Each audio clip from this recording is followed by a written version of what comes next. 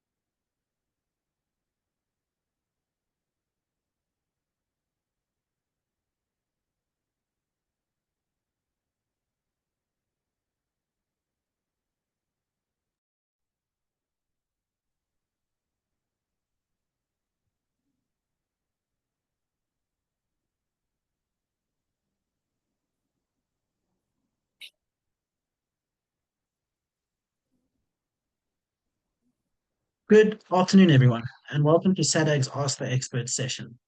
My name is Jake Taser, and I'll be your host for today. Thank you for joining us and taking the time to look after your mental health and well-being. The aim of these sessions is designed to create a safe space and a space where we can ask questions, learn practical tools, and connect with mental health professionals who can guide us through some of the challenges many people face. For anyone who may be new here, SADAG is Africa's largest mental health support organization. We help individuals navigate issues such as depression, anxiety, grief, addiction, and so many more. We do this through our 24/7 helplines and also through counseling and educational programs such as this one. Today, we are joined by Shai Friedman, who is a clinical psychologist, and we are really, really honored to have them here today. Shai consults in Johannesburg and works from a cognitive behavioral therapy approach, and his focus areas include obsessive compulsive disorder, anxiety disorder, tic disorders, Tourette's, hoarding, weight management, sports psychology, and many, many more. He is a part of a team of specialist CBT therapists and brings across a wealth of knowledge and experience to today's discussion. In terms of how the session will work today, I'll take Shai through a series of questions around the topic. And while we're doing this, you guys are welcome to post your questions in the comments at any time. And we'll also try to address them as we go. Shai, thank you so much for being with us here today. I think we can jump straight in. Hi, Jake. How you doing? Good, thanks, and yourself. Yeah, good. Thanks for having me on. No worries, no worries. And let's get into it. We often hear that men carry a lot on their shoulders, but they rarely speak about it. Why do you think so many men struggle to open up about stress and anger? Well, so I think, look, I think there's a lot of societal pressure, right? I think there's pressure on men and there's stereotypes on men to be strong, to not show any emotion, to not cry, to not show, and I guess the rhetoric might be to show weakness in showing emotions, right? So there's a societal pressure and there's stigma around men and having some sort of emotion, right? And then what happens is that because of the societal pressure, men start to learn that emotions are not good. We shouldn't have emotions. We shouldn't feel emotions. And unfortunately, then what then does start to happen is that all the pressure, all the stress that men are under starts to get bottled, right? One of the things that we talk about in therapy is that an emotion is just an emotion, right? It doesn't feel good at times, but it has a purpose. They all have a purpose, right? Each one of our emotions gives us information about the world around us and then sort of drives us to respond in a way. Like sadness tells us that we've lost something and it drives us to try and get it back if we can or mourn it. Guilt tells us that we have wronged someone, so it drives us to try and say sorry, correct it, whatever it might be, right? Anxiety tells us there might be danger, prepare. And panic says we're in danger now, fight or flight. But anger tells us that we have been wronged, and it sort of drives us to stand up for ourselves, right? And these emotions are very, very, very important for us, right? They help us to navigate the world. But then in therapy, what we say is if we have those emotions, one of the problems in therapy is not actually the emotion, it's our judgment of an emotion. It's how we judge that emotion that becomes the real problem, right? So when I start to get sad that I'm sad, or anxious that I'm anxious, or panicked that I'm panicked, or angry that I'm angry, or I start to have thoughts like, I shouldn't feel this way. Why am I feeling sad? What's wrong with me? That judgment there, that really is our problem, right? That's really what starts to lead us down this path of mental health difficulties. And I think, it's the same thing with men, is that the societal pressure on men is to sort of say, don't feel, we shouldn't feel things. And we all have emotions. We all feel emotions at varying degrees. There's a genetic element to emotions as well. So there's a sensitivity that we're all born with. And then obviously life events happen and those type of things. Men are not immune to this. Men are not immune at all to No, this. Right? So I think the idea really is that we aren't immune, but then we start to put those emotions away. We start to like put them away. We try to put them aside. Nobody must see that we're struggling, that we've got any type of difficulties. And then what happens, right, is that emotions are the best way to describe it. It's almost a bit like a volcano or a kettle. So you put it away and the kettle starts to boil, or the volcano starts to erupt, and slowly, slowly, and eventually the kettle boils over, or the volcano erupts, and then it comes out in different types of forms. And one of the real big forms that in men that it comes out in is anger. One of the reasons why that might be is that anger in therapy is seen as what we call a secondary emotion. So anger has a purpose, but it's also at certain levels a secondary emotion. What I mean by that is it sits on the shoulders of like a depression, or it sits on the shoulders of an anxiety, and it comes out in that way. A lot of men, it might come out in that way because almost anger is more one of the most acceptable emotions that a man can have. So it's more acceptable to have anger. And therefore, because it's more acceptable to have anger, well, that's the one that comes out, right? But we all know how destructive anger can be. 100%, 100%. And you speak about societal pressures, and I think it's society from the outside, but also from the family context. Sometimes we get that pressure and that stress from the family, and we expect it to act in a certain way. So I think it's a very interesting point that you brought up, that it's how we judge these emotions and how we look at them. Yeah, no, for sure. It's not just um, people outside of our family. It's not just the outside world. It definitely can come from within a family. And even then, just our ideas of a family, the ideas is that the man should be providing, that they should provide. They need to be strong for the family. They need to be there for the family and be the provider, right? Now, some of these ideas are changing, but even in that instance, even being a provider, even being there for your family, that also means actually being able to show your partner, your kids, that you are strong enough to be vulnerable, that you're strong enough to actually have an emotion. Because a lot of the times, what happens is we're so scared to feel an emotion that we say it's weak to have an emotion. But really, it's not weak to have an emotion. We know how difficult it is. We know how strong emotions can be, and we know how difficult that is. So surely doing the difficult thing takes strength, right? That would take Yeah, more strength.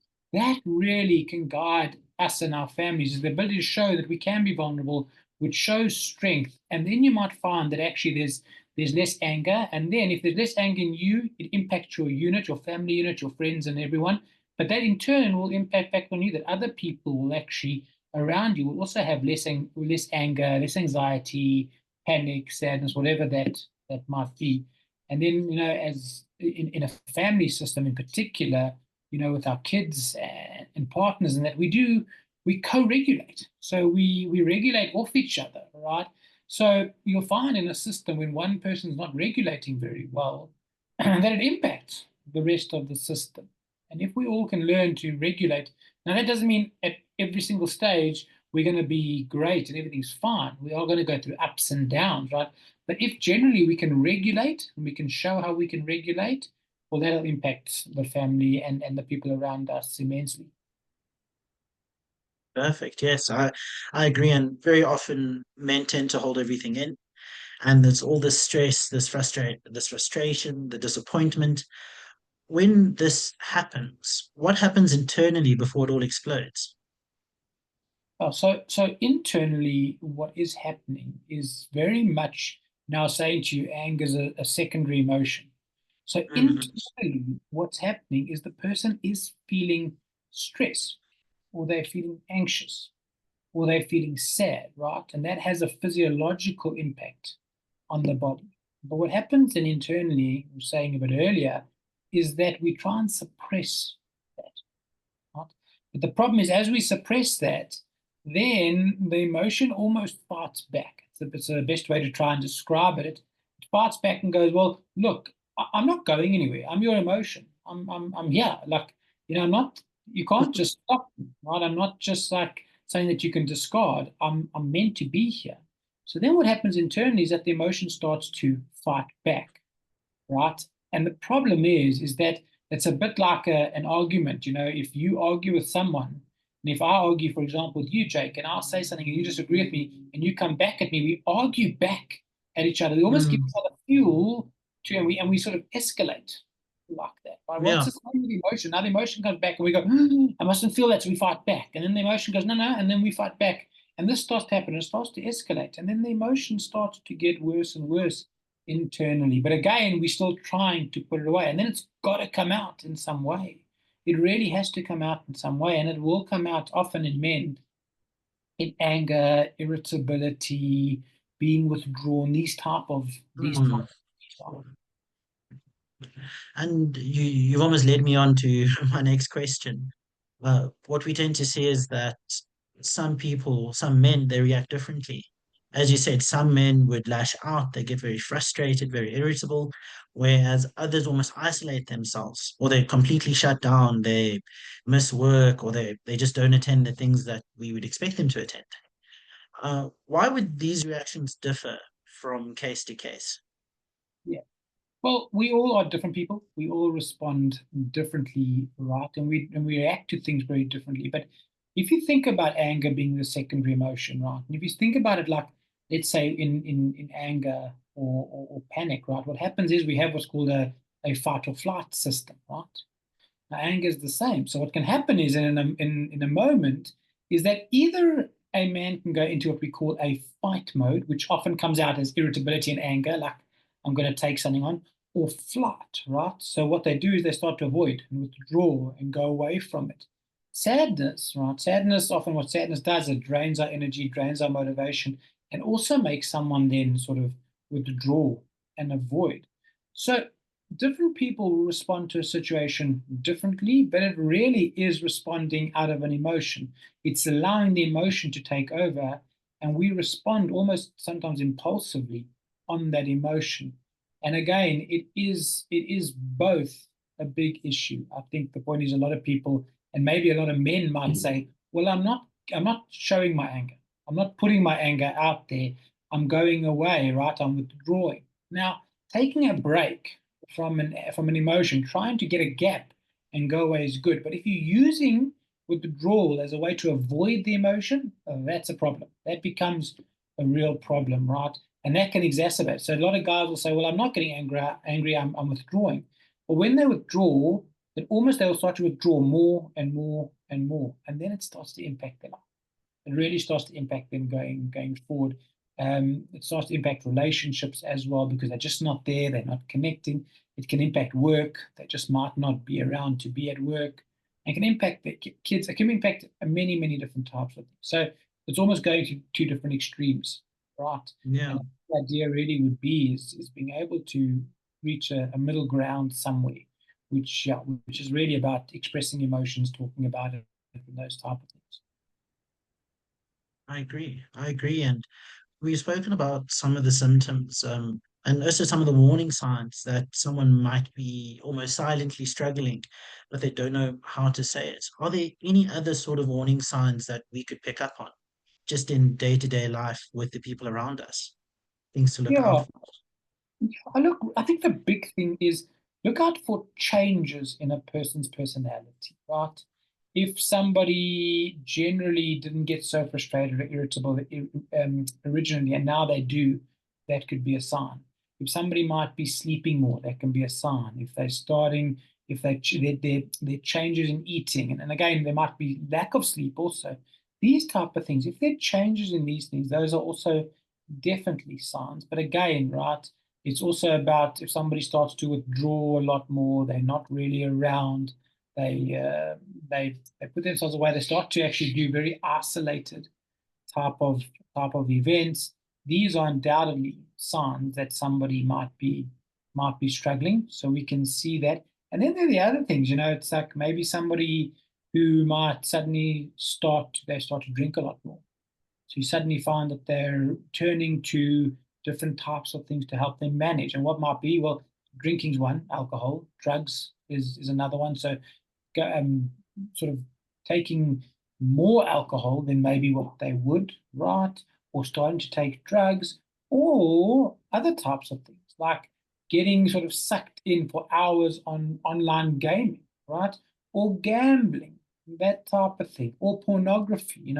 And these using these type of things to try and regulate, these definitely could be signs that something might be happening. Now, I'm not saying it's not saying that somebody should never have a drink. We're talking about like when it starts to become excessive and when there's big changes in behavior.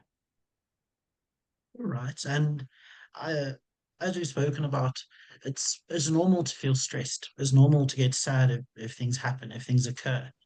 But I guess when it hits that point where we start resorting in anger and we start lashing out, at what point should we consider reaching out to a psychologist or a counselor? So I really think the earlier, the better, right? The earlier we start sort of dealing with this, the better, because the longer things go on, the more ingrained they do become, right? And it's harder to change things, the more ingrained they are. But also, the longer they go on, the more destruction almost we leave within ourselves and around us. So I would say that, getting help should happen as soon as possible, as soon as we can recognize that we need some sort of help. And again, what I was saying just now are definitely signs and symptoms of that. Having said that, though, I know as men, going to get help might again be seen as weak, might again be seen as it's not something that men do and go and get help. So oftentimes it takes men a lot longer if they do go get help to get help, right? I think it is a lot more almost okay in society for ladies to go and get help, to go and get therapeutic help and go and speak about things. And it's interesting, the stats say that many more females go for therapy, right? But the numbers are the opposite when it comes to suicide. The numbers, it's skewed in the favor of men, right? So men are committing suicide much more often than females. And what that is telling us is that men are just not getting help, right? Women are getting help. And when by getting help and talking about these things, it also does tell us that actually that there is benefit in speaking about it, talking about your emotion, right? And then, a lot of men do have a lot of pressure on their shoulders, right? We all have pressure on our shoulders. So then this idea of, well, I'm too busy, I can't go for therapy. But I think it's very important that we also look at how we help ourselves, how we can help ourselves to be the best version of ourselves for ourselves and the people around us, right? So yeah, I think the earlier the better. I think it's important to try, and I think then it's also important if therapy is like a dangerous situation, or you feel it's a dangerous situation, or you shouldn't be going as a man. Maybe there are other ways also to get help, which we can talk about just now. Fair, fair. And I think before we get there, we spoke a little bit about stigma. And what you also alluded to in your last answer was, sometimes when men look for help, it's often seen or we perceive it as we're weak or we're not strong enough. What are some of the ways that we as men could start breaking that stigma? Yeah. So I think, look, I think one of the big things that we can do to break stigma is maybe with men is to find somebody that is a bit easier to talk to, a bit more comfortable to talk to, and attempt to open up. Try and open, see what happens. I think in therapy, we talk about doing exposure work and doing something that's difficult. And eventually doing it, you start to habituate it and it gets a bit easier. And I think just putting it out there and starting to get some sort of help and starting to talk to people will break this. The other thing is that there are other places that you can get help from. So we can call a helpline like SADAG, right? And talk to somebody. Might be easier to talk to somebody who's anonymous, who we don't know. That's already breaking it. And just to see how that makes us feel as men, to talk to somebody and to get things off our chest and to get ways of managing that process. And then again, SADAG have support groups around the country. And that might also be a great way for men to go, and maybe a support group that is just centered for men. So it's just for men, go and talk. And what that does is it creates a safer space for some people, the ability to now start to open up and talk about these type of things. Again, maybe it's non-threatening because it's maybe people you don't know. If it is threatening, maybe the point is to go and eventually start seeing that other people open up and get their take and see from them that you can get help. Right? And those type of things may be great ways to start to get men to open up. I also think, one of the things that's or maybe a misperception also might be that I think men think that they have to be in therapy and just talk, but it's not always like that. Therapy can also be a lot of doing, and I think a lot of men do therapeutic stuff already that they just might not realize. So, for example, going to gym. Going to gym is therapeutic, and that might be something that a therapist might encourage somebody to do. And that's already going, okay, hang on a second. Like, this is not just me having to talk to somebody, but I'm getting something to do. And it's something that I can do, you know what I mean? And that's already also breaking stigmas about how to start talking, but what therapy really is about, right? And then the other part of therapy is also just connecting, seeing friends, and I think that also as men, maybe we can start in that direction and change those things. That's a bit more palatable in society for men to start to do. And once we start to feel better, it might be that we will be able to learn that it's okay to have an emotion. It's okay to put an emotion out there and to talk about it. And once that happens, we start to break stigma. I think we really start to break stigma and it becomes a bit more normal. And then, really, I know it's very hard, but if you do get help as a man and you can, it does help you to try and talk up, to try and encourage other people, other men to go forward and get help because it's powerful. A man telling another man that they went for help and it helped them and they did X, Y, and Z. It is powerful hearing that from another man, and that also helps to break the stigma. I could not have said it better.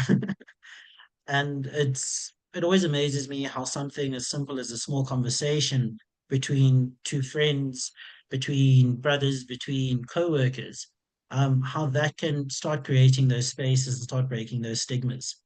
And I think even in just doing things to break the stigma, we start to find ways of expressing our emotions, expressing our angers.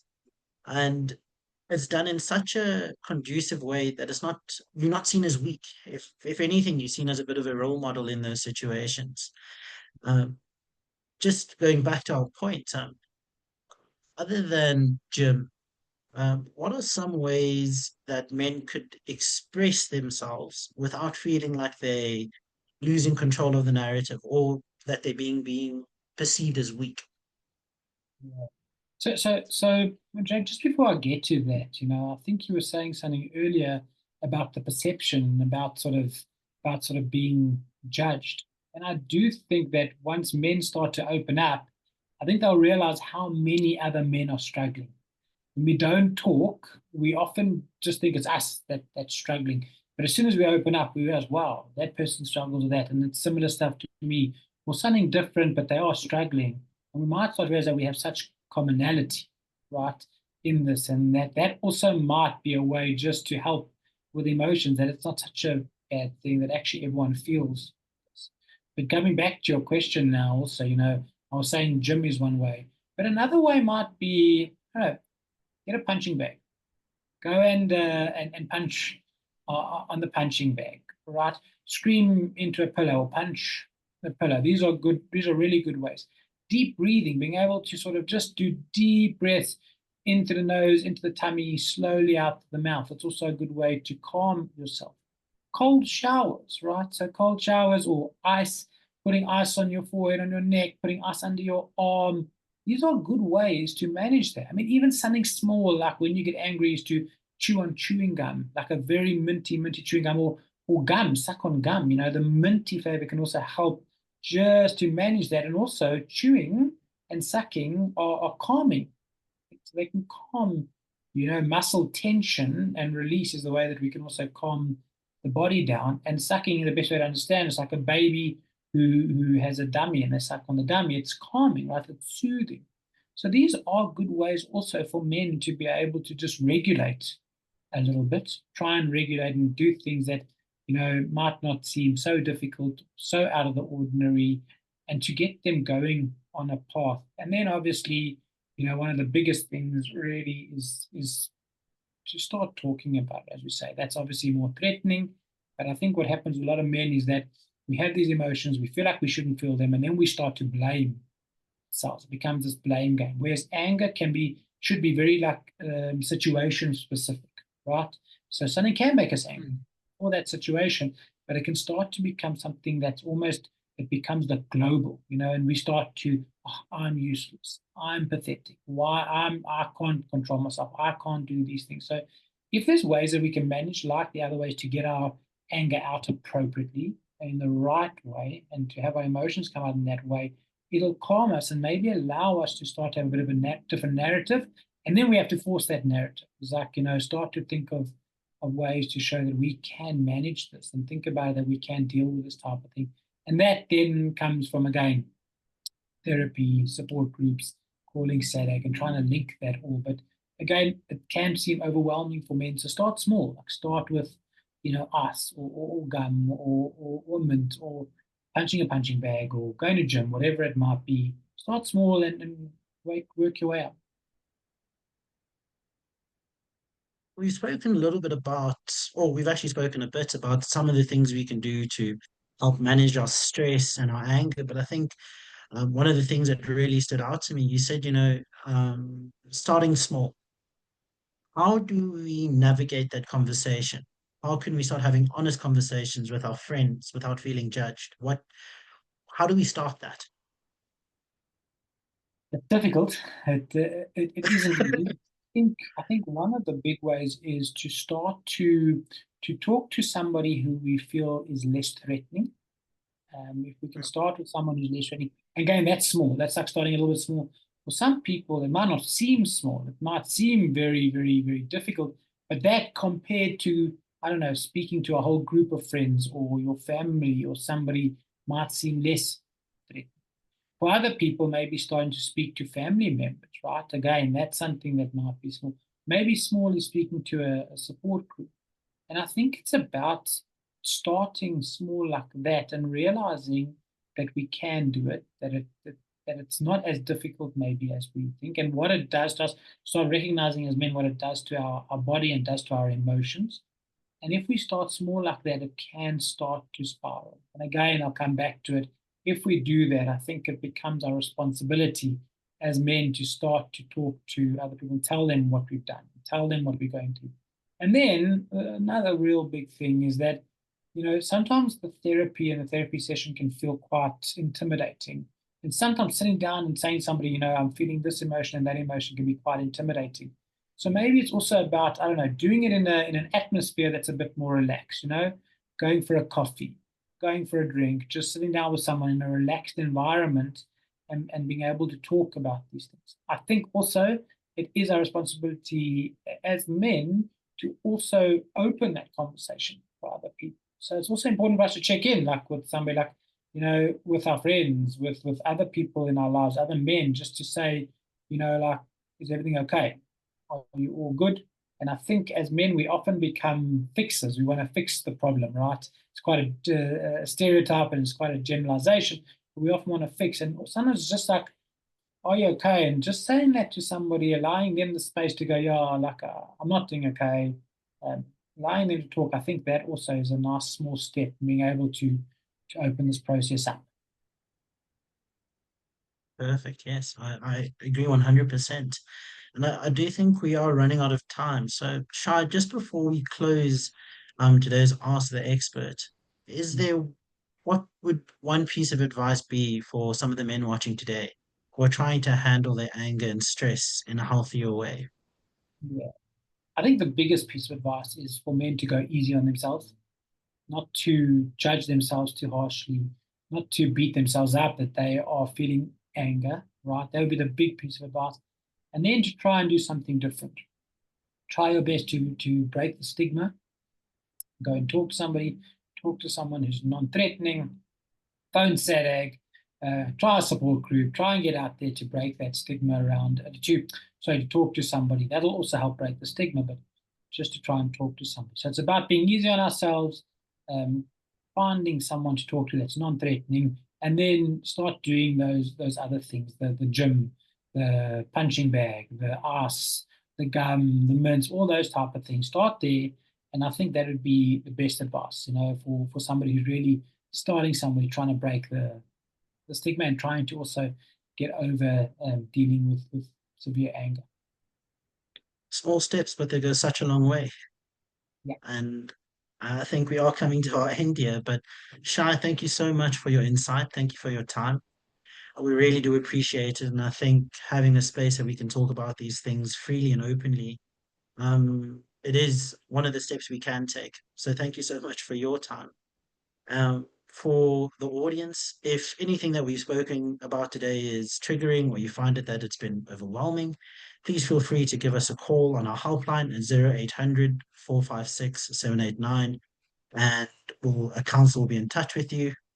And for everybody, thank you so much for tuning in. And I don't think we've had questions today, but thank you for engaging with us. And if you feel that you need support, please feel free to give us a call, reach out. Let's take those first steps together. And yes, thank you very much, Shai. And take care of yourselves. Be gentle with where we're at. And we hope to see you again for our next session. Thank you, guys, and goodbye.